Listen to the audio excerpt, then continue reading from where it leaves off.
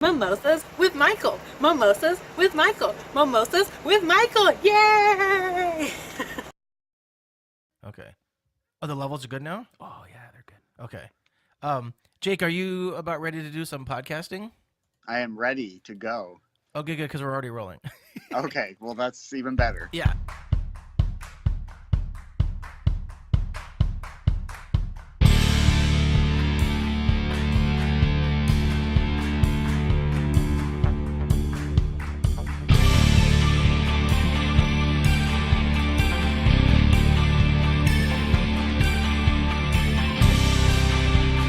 This is Michael Colon with Mimosas with Michael, again, with my guest host, Richard Trejo.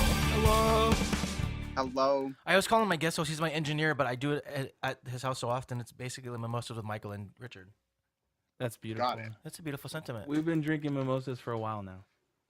I can tell. I'm pretty much all I am is one big mimosa. You have no blood. It is It's just no longer alcohol. Michael. No longer Michael. It's just mimosa.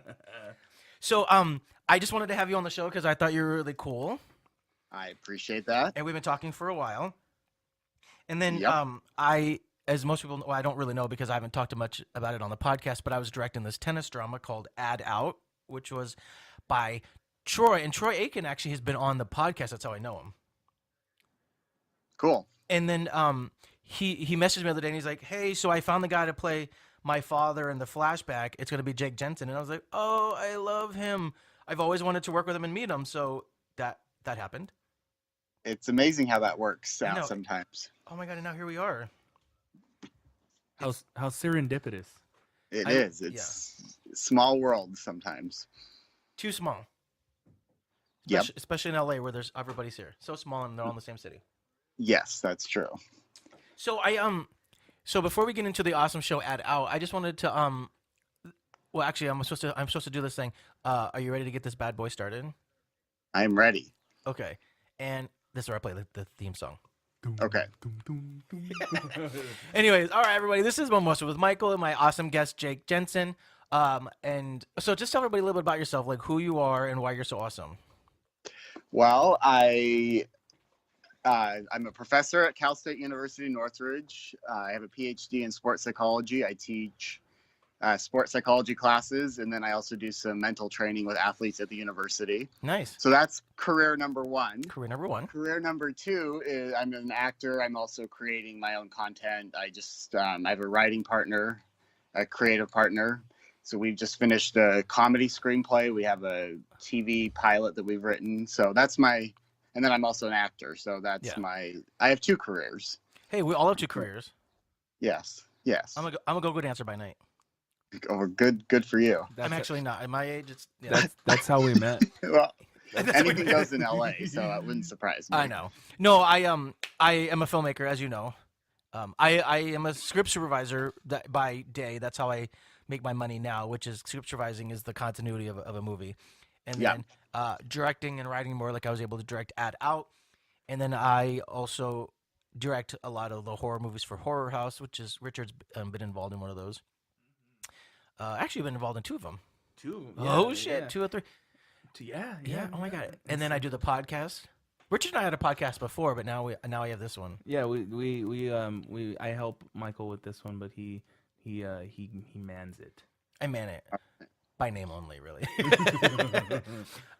So, anyways, so how long have you been acting, and how long? Because now, do you do all sports, or you just play tennis mostly? Because that's how I know you is through tennis. Well, tennis was the sport I did. I had a scholarship at Utah State, so I played college tennis, and then I played on the Pro Futures Tour for a year, which is kind of the minor leagues of tennis, professional tennis. And Nice. but with my sports psychology work, I do mental training with athletes from all different, from a huge range of sports, Like from bowling? taekwondo to soccer to baseball to tennis to golf. I've actually I've done mental training with firefighters going through fire academy, Oh, nice. dancers, so a huge range, really any kind of performance setting. How about writers? Because I'm a writer. I've not worked with any writers. Okay, now you have marked that off your list. All right, Okay. sounds good. And then so we brought you in on Ad Out, playing the father in the flashback. How was that Yes. experience? Tell people, and you can talk about how good of a director I am. I don't mind. You are a very good director, and it was a lot of fun. Oh, you're so Um, sweet. it's interesting because it was fun to play the overbearing kind of pressure parent, because I didn't have one of. I mean, fortunately, my mom got me into tennis and was super supportive and nice. But I certainly saw those parents who were, just drill sergeants on the court, and I have plenty of references to draw from, so that was not hard for me to I know. And think about that type of character. And how great was Zachary, the one that played young Trey? He was great. He's a great kid. With his 10-year-old actor, he was amazing. Yeah, he is. I mean, he's like a 20-year-old in a. I mean, the kid was like, I'd have a conversation with him. I was like, this guy is like smarter than I am, and he's 10. Yeah, yes, exactly. And he definitely rivals in my sass. That's for sure. He's a little sassy. I loved it. He can match anyone's sass. Yeah. He's a great kid. Sassier than Michael? I know. And I've had years of training. I mean, he's definitely going to be like, when he's my age, he's definitely going to be like. Whoa. No, but he was a lot of fun, and he just knew his lines, and he was great to work with. His mother is a good friend with one of my friends, and when we were looking for a kid, she's like, just use my kid. And he was such a good match for Troy, so it was great. He looks like he could be Troy's younger self or younger. I mean, he looks a lot like Troy, so that was good casting. Well, I that's one good thing is, and you also played a good father. I mean, I don't want people to think that like you're definitely not old enough to be Troy's father. I just want to point that out. So he played his father in the younger version. If I come back in other later episodes, we might have to age me up or something. Yeah, of course. I mean, if we ever use him as a teenager. Yes, we could. We could do that. I hope so. I mean, the show is looking really good, and it's going to be a lot of fun. I think it's going to do really well. If we're in edit right now. Nice. And it's interesting. So I just want people to know I mostly direct horror, although I have directed other things. This is really this first big drama that I've directed, and it's sport. That's my first sports thing. So interesting. And even though I know nothing about tennis, this is the first time I've never been on this many tennis courts in my life. And we shot the last 3 weekends, and every weekend we're on a different tennis court. Well, I bet you know something about tennis now. I do. I know that I'm not good at it. I leave that to you guys and the professionals. That's something. There's something therapeutic about watching tennis. I definitely have a better appreciation for it. There's something Thanks about just like that, like watching like how each one of them has like their form, and then the way like I don't know, dude. It's just such a tough game. For me, I have a hard time even trying to hit the ball, and like them, it's so seamless. I even got hit by balls, and that's not a gay joke. Oh, whoa. Yeah, I definitely got because because we always had to be on the court in front of everybody. Thank you for the preface. Yeah, well, I just want to make sure that my audience. Saturday, Michael. What is it? You got hit on Saturday. Yeah, I mean that's not the first time. But we always had to stand in front of the tennis players and because it's just run and gun kind of like. Yeah. It's fine. It didn't hurt. It was fun. And poor because the kid was the one that hit me. And he's like, "Oh my god, I'm so sorry." And I was like, "It's fine. I have to suffer for my craft." Yeah. You got to take it. But we had some really good people, and you did not get to act against Troy, but Troy is really good and engaging. Like, I mean, he looks amazing. I was telling my writing partner this on the way over here that he looks really good on camera. Troy, I mean, he's a good-looking kid anyways, but on camera, he looks kind of looks like Chris Pine if you think about it. Yeah, he does. But he just has got like such a look on camera. I'm really excited about seeing how this turns out. The camera. Yeah, well, so am I. I think I'm a huge fan of tennis, so having a good tennis series, there's not really been that many good tennis movies or TV series, so I'm excited to see it. I know, and and when you approached me about it, and because originally after when we met on the podcast, he was telling me about it, and he's like, "I'd love to just sit down and pick your brain," and so we kind of. I mean, he's definitely the creator, but I would sit down and talk to him about why we needed specific characters and what we could get from them. And then he was like, "Look, I think we should just shoot it." And I was like, "You should." And he goes, "I think you should direct it." I go, "I definitely think that's happening." So I did, and I was so grateful to be part of it because I am trying to grow more as a director, and I do have a horror following. So now it's nice that, and the good thing is like so Troy's demographic, he says, is mostly like teenage girls, which is true, like in the YouTube age, So like he goes, it's 13-year-old girls. Like, okay, but a lot of like young kids also love horror, in a sense, and so I think that there could be a crossover of like bringing his audience over to mine and vice versa. So no, that sounds great. It'll be nice to have because like my 15-year-old nephew was on set, and him and his friends from high school are all big fans of horror, but they also like those like CW dramas. So Yeah.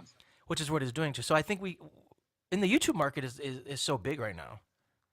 It's everybody is pretty much watching YouTube at some point. Yeah. Or something. Yeah. Yeah. And he's got and like, you know, Troy has a huge following on YouTube and Instagram. I mean, no one's got you have a huge following as well. So On Instagram, but I've never built my YouTube channel or following at all. So Well- actually, I was talking about that with my creative partner last night. Is we need to get our YouTube going, because yeah.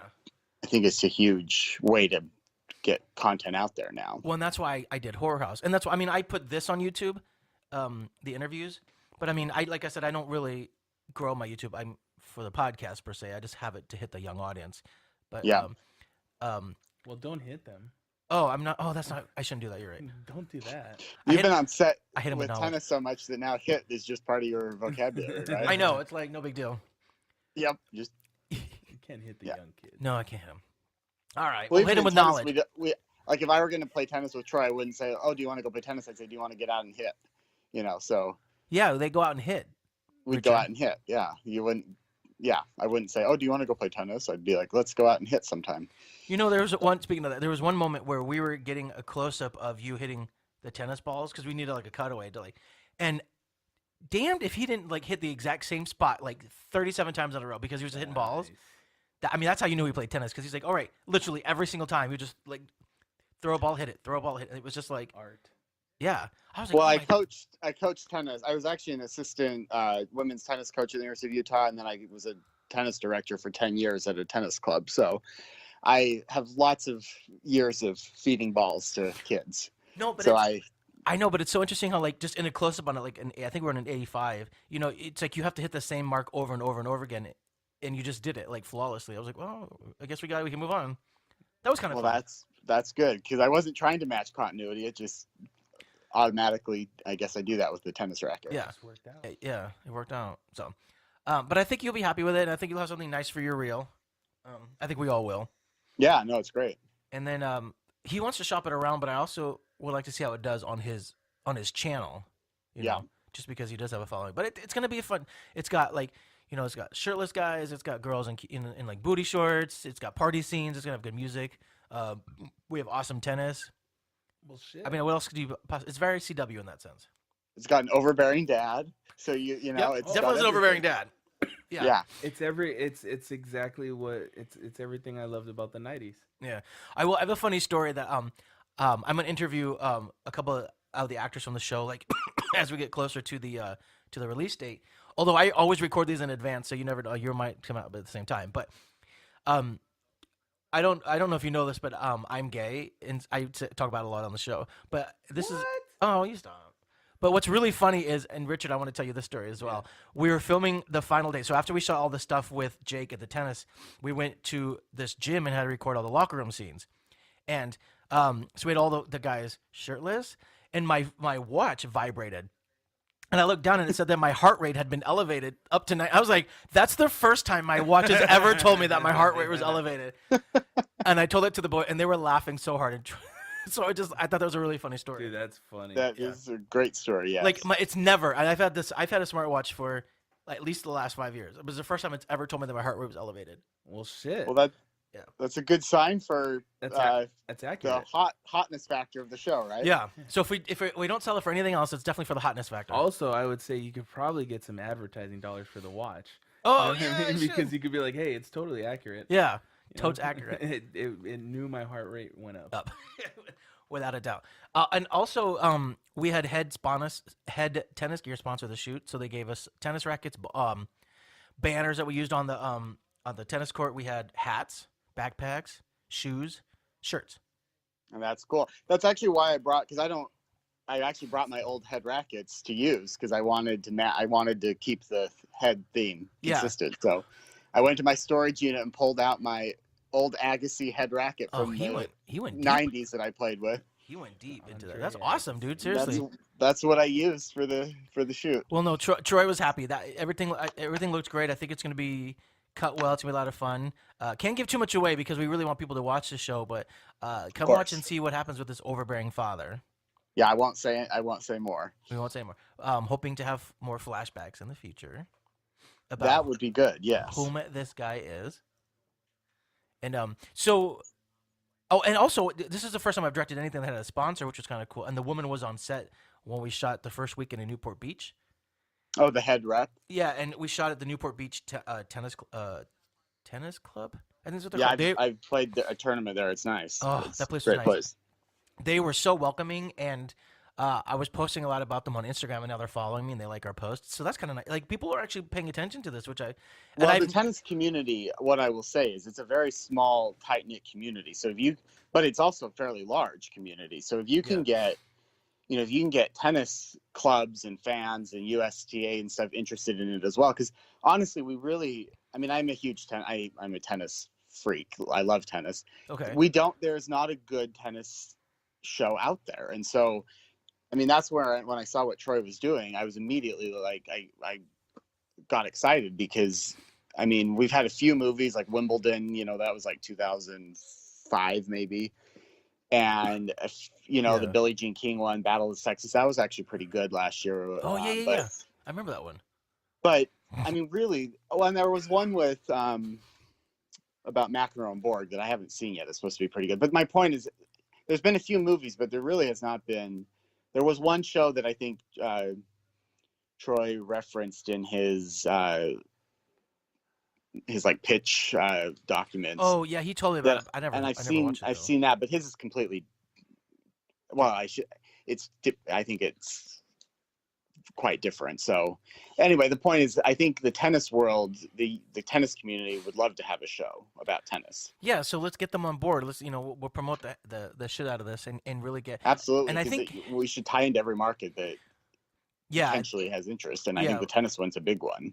We've definitely talked about that with Troy and I, just about trying to get it out there, and hopefully Head likes it and they will promote it, and vice versa. So and so then what's next for Jake Jensen? Because you're writing stuff now. I just wrapped. Well, actually, I have one more day of shooting on an indie feature that I'm really excited about. So that was cool. It was 8 days shoot. Oh, I fun. was there were 2 leads, and I was one of the leads. So that was a cool role. My creative partner has written a cabaret show that's a play, and so we're looking into producing that right now. I'm hoping to be the pianist for it, and she's acting and singing. So that's our next. Do you play the piano? I play the piano. Wow. I started playing when I was 7, and I took lessons until I was 18. So 11 years training, and then I was actually better at piano than tennis. I just couldn't stand sitting that much, so that's why I ultimately pursued tennis more. But I'm still a pretty good pianist. So that's good to know. I am going to. It should be fun. She's doing a lot of these old kind of cabaret and Broadway show tunes, so I've got to learn a lot of music for that. But that's next that we're producing, and then we've got our comedy screenplay that we're trying to figure out the best way to pitch that and get that out there. So. Okay. I don't know. Lots of projects, just figuring out what to do with them. Oh, that's the nature of life, right? I'm the same thing with me. Like, I had a phone call on the way over here to record about like 3 other projects. It's just I just keep creating until something catches on. Yeah. And then it's like I'll be an overnight success. So that took me 13 years to get here, and I'll have like a body of work that's epic. And it's this is kind of how it works. I think that's right. My creative partner is. I don't want to. She's a little bit older and so she doesn't want to wait, 10, 13 years to get trust me, stuff out there. So I'm older than my writing partner too, and he's like, "God, everything's so good." And I was like, "Yeah, because I've been at this for 13 years, so I'm ready." I try to not be impatient, but I'm ready. Yeah, it's hard not to be a little impatient, but it still feels good to be creating stuff and starting to network and get it out there. To me, that still there's a good energy to that. So I do try to remind myself that sometimes it's really more about the journey of getting there. Yeah. Because I had a friend of mine tell me one time, he told me this interesting thing. We were at an amusement park, and we were standing in line for a roller coaster. And he said to me, and he goes, "I think the best part of a roller coaster is waiting in line." And I said, "Why is that?" And he goes, "Because you have so much buildup and anticipation and fear." He goes, "Because as soon as you get on the roller coaster, it's done." Yeah. And I was like, "Wow, I kind of never thought about that. I mean, because the roller coaster part is fun. You definitely want to ride it, but like, there's so much buildup and tension and just joy just getting there. And I think sometimes I have to remember that like life is Yeah, a roller coaster, but the journey is standing in line. So that's absolutely. It's not always easy to remember that though. But I agree. oh no, I only remembered it right now. Yesterday, Yeah. I was not in that mindset at all, and I was like, "Oh, life is hard." Yeah. But today, I gotcha. yeah. So you're doing a comedy. I'm writing a comedy too, by the way. Cool. Yeah. How? What? Yeah. No, what? Where in the process are you I'm on just starting out, or? page 10. Okay, well that's a lot more than 0. Well, I had this idea based on a story that a friend of mine told me that I thought was hysterical, and so I wanted to write. So I call it like my Melissa McCarthy comedy. It's about an older woman. It's really funny. I think it's funny, but everybody who's reading it thinks it's funny. So that's the validation I need. Well, that's great. We've shared our screenplay with a bunch of people, and overall have gotten really good feedback. So we did a table read a few weeks ago in LA. So that was damn. I wish I'd known I'd have been there. It. It's great to see it. Like, just have it on its feet was good. Yeah, having readings is fun just because it makes it feel alive. It did. It brought it alive, and it also helped us we had to tighten it up a little bit, the script. I mean, it was too long, so that helped us to tighten up some areas as well. Was it like Avengers Endgame long, or like how long was it? Well, we had done a read in Mexico because my creative partner lives in Oaxaca, Mexico. So I'd Skyped in for that, and it was almost 3 hours. Oh yeah, so it's almost Endgame long. Okay, that's good. But we got it down to about 2 hours. Oh, okay, good. And it's a living, yeah. So it's very very what's that thing with the hobbits? Lord of the Rings. Lord of the Rings. Okay, that's good. Lord. What else should we ask? What else do you want to know about Jake? Richard? Jake, let's see. What are you looking forward to completing this year overall? Like, what's your big good question. Your big thing, your dream project you want to get done? I mean, I have so many. That's a hard question because I have so many things that I want to do. I think this play that I want to get on its feet with my creative partner. We really want to get that into a theater in LA, and I think that's kind of an immediate project that we'd like to get in the next couple months. Our screenplay, I mean, I'd love to. I think at the American Film Market in November, we're gonna really try to push that there. Oh, nice. Okay. Nice. Yeah. I mean, we have a pitch deck. We've got the script. We also have this TV show that we actually created last year that we have a trailer for, pilot script. And I think we're trying to decide whether we want to do something like Troy and actually shoot the pilot ourselves and then get it up on YouTube and then try to distribute it. So we've got some decisions to make about that, because I think doing some independent, producing independently is our own content is also, it'd get us acting because we wrote the 2 main roles for ourselves. Nice. But it would also it'd just be nice to get something out there, and just to sharpen your tool, to get like you said, get your content out there and just get your name exactly out there. I think producing the full comedy screenplay is a little overwhelming right now, just because, and we didn't actually write the main roles for ourselves for that. That's more getting the script to someone that can help us get something done with it. But I think for our TV pilot, that is a half an hour pilot. The 2 main characters were written for ourselves. I think that one is more doable for us to actually finance and get out there. So yeah, kind of like what Troy did with That Out, right? Exactly. Yeah. That's what Nice. I'm thinking. And I have a friend that has a web series that's I went to the Independent Series Awards a few weeks ago. Okay. It's really cool to see, the content that's being out there on the web, really good quality stuff. I mean, there's a range of the quality, but well, yeah, I think so. But it's cool to see people creating and producing and filming their own stuff and getting it out there. And my friend who has this web series, it's nominated for some daytime Emmys. So it's cool to see. What's the web series? What's out there? What's that web series?